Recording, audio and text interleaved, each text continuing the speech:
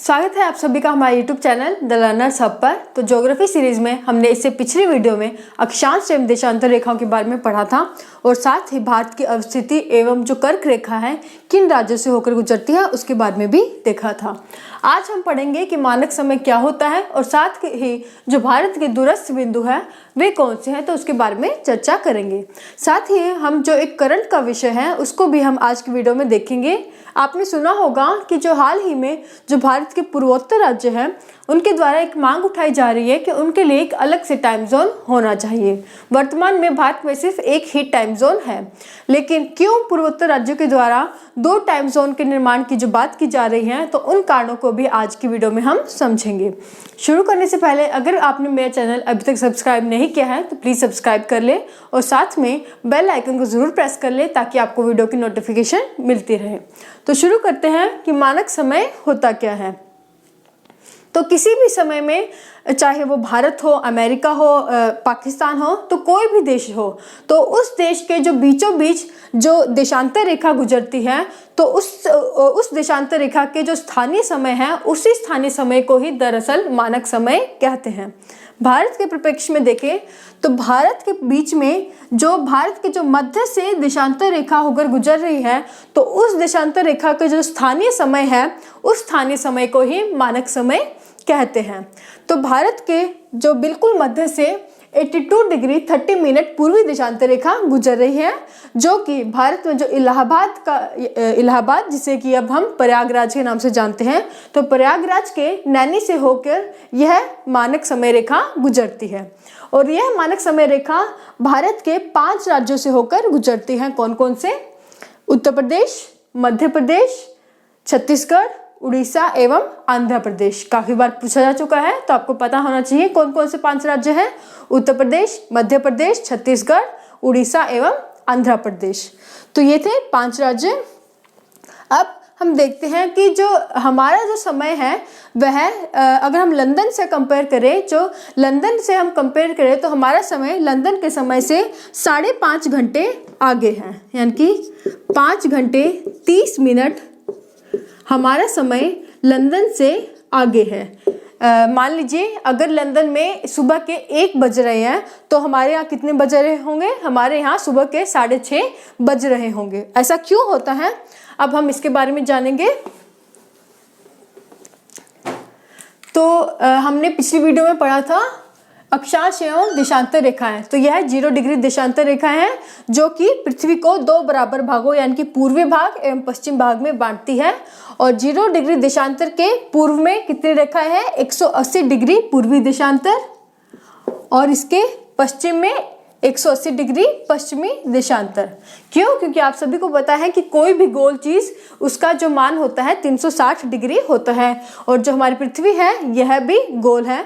तो इसको अगर हम 2 बराबर भागों में बांटेंगे जो कि 0 डिग्री देशांतर कर रही है, तो 0 डिग्री देशांतर 2 बराबर भागों में बांटने के कारण इसे इसके पूर्व एवं पश्चिम दोनों में कितनी देशांतर रेखाएं होंगी? 180 डिग्री 180 डिग्री होती है। तो जो लंदन है, लंदन का शहर जो ग्रीनविच है उसके बीचों बीच देशांतर रेखा गुजरती है, इसीलिए 0 डिग्री देशांतर रेखा को हम ग्रीनविच लाइन भी कहते हैं। तो हमने देखा कि जो भारत का समय है लंदन से 5.5 घंटे आगे है। अब ऐसा क्यों होता है उसके बारे में हम जानेंगे। तो आप सभी को पता है कि जो पृथ्वी है वह पश्चिम से पूर्व की ओर घूमती है, यानी कि जो पृथ्वी अपने अक्ष पर चक्कर लगाती है वह पश्चिम से पूर्व दिशा की ओर लगाती है। और जब पृथ्वी अपना एक पूरा चक्र पूरा करती है तो एक पूरा चक्र पूरा करने में पृथ्वी कितने डिग्री घूमती है? 360 डिग्री घूमती है। अभी हम 360 डिग्री, आपको पता होगा कि 360 डिग्री क्यों? क्योंकि जो पृथ्वी है यह हमारी गोल है और गोल कोई भी चीज हो उसका जो मान होता है वह 360 डिग्री का होता है। तो पृथ्वी अपने अक्ष पर जब चक्कर लगाती है तो यह 360 डिग्री लगभग घूमती है और एक चक्कर पूरा करने में हमारी पृथ्वी को कितना समय लगता है? लगभग 24 घंटे। तो 24 घंटे को अगर हम मिनट में कन्वर्ट करें तो ये हमारे पास आ जाते हैं 1440 मिनट। तो जब पृथ्वी को 360 डिग्री घूमने में 1440 मिनट लगे हैं, तो 1 डिग्री देशांतर रेखा घूमने में कितना समय लगेगा, अब हम ये निकालेंगे। उससे पहले मैं आपको बता दूं कि जो देशांतर रेखा है, किन्हीं 2 देशांतर रेखाओं के बीच में 1 डिग्री देशांतर का डिफरेंस होता है। तो 1 डिग्री देशांतर रेखा को कवर करने में पृथ्वी को कितना समय लगेगा, 1440 को हम 360 से डिवाइड कर देंगे तो हमारे पास आ जाएगा लगभग 4 मिनट, यानी कि 1 डिग्री देशांतर रेखा घूमने में पृथ्वी को 4 मिनट का समय लगता है। अब आते हैं हम कि ये हमारा जो लंदन है, जो कि कहाँ से है, 0 डिग्री देशांतर रेखा लंदन से गुजरती है।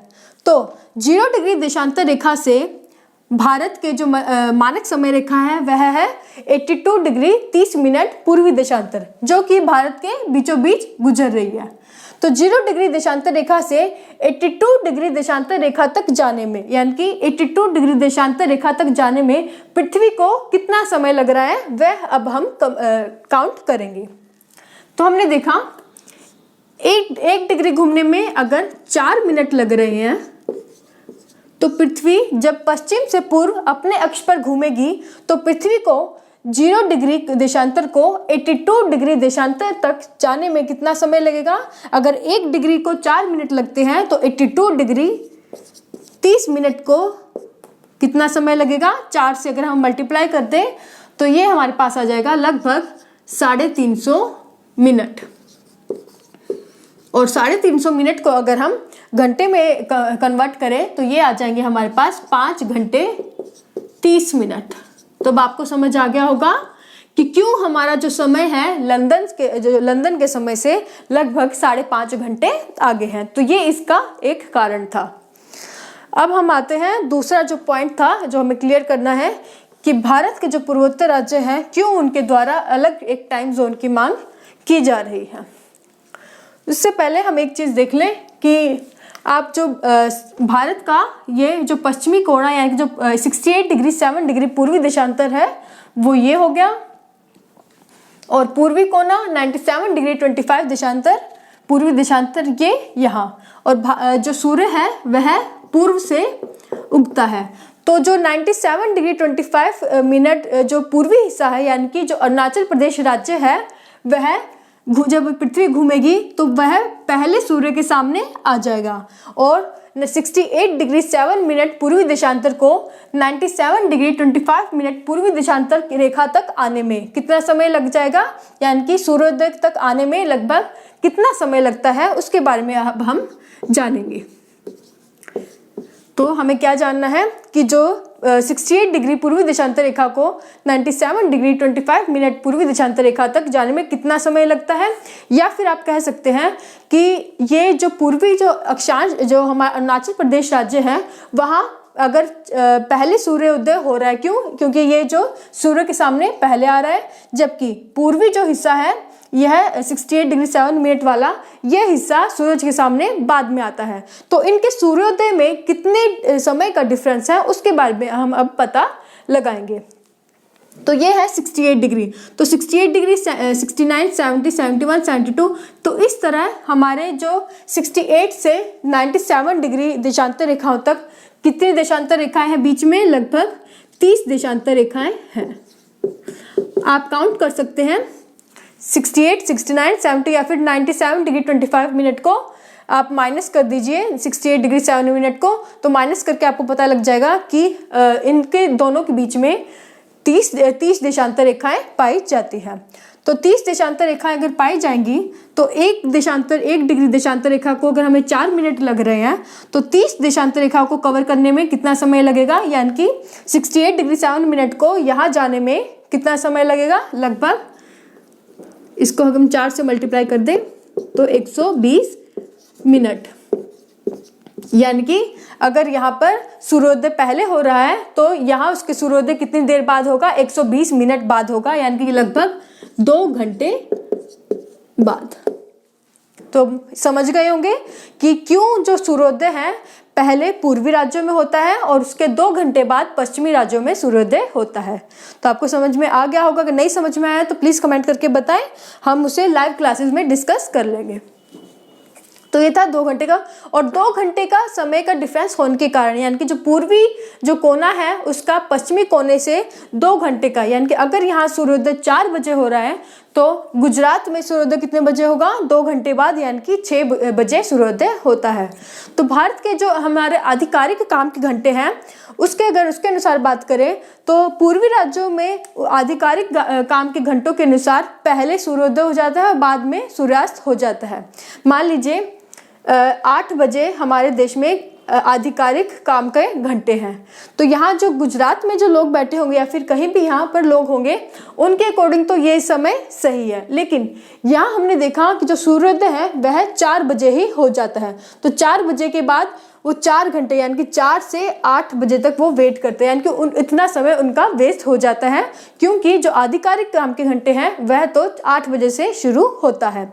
इसी तरह रात के समय जो है, अगर यहाँ आधिकारिक काम के घंटे 6 बजे तक हैं तो वहाँ क्या होगा, 6 बजे तो यहाँ पर क्या होगा, 2 घंटे पहले क्या हो जाएगा, सूर्यास्त होने से पहले यहाँ पहले अंधेरा हो जाता है। तो इन्हीं सब कारणों से जो है पूर्वोत्तर राज्यों की जो दैनिक दिनचर्या है उनमें काफ़ी डिस्टर्बेंसेस होती हैं, इसलिए वो अपने लिए एक अलग टाइम जोन की मांग कर रहे हैं।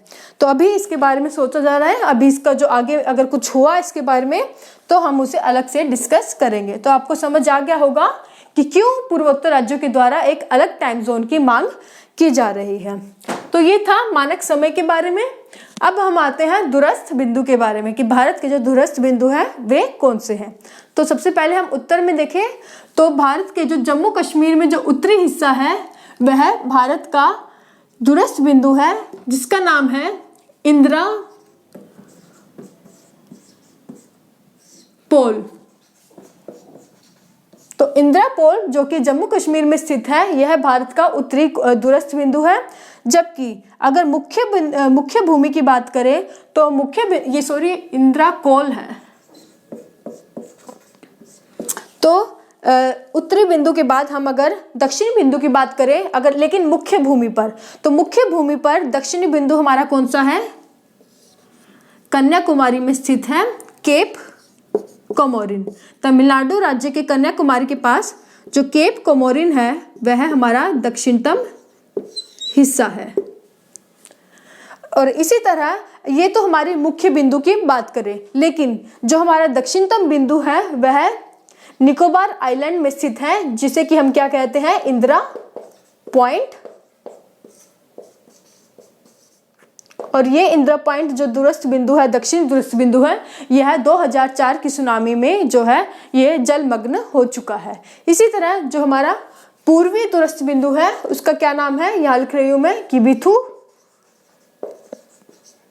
और पश्चिमी जो हमारा वो दूरस्थ बिंदु है वो है कौन सा है, सर क्रीक, जो कि एक विवादित हिस्सा भी है भारत एवं पाकिस्तान देश के बीच। और सर क्रीक जो है यह कच्छ डिस्ट्रिक्ट में गुहार मोता गांव के पास है, गुहार मोती गांव के पास स्थित है। तो ये थे हमारे दूरस्थ बिंदु, तो आपको जो पता होना चाहिए। तो आज की वीडियो में बस इतना ही, आशा करती हूँ आपको समझ आया हो। Thank you so much.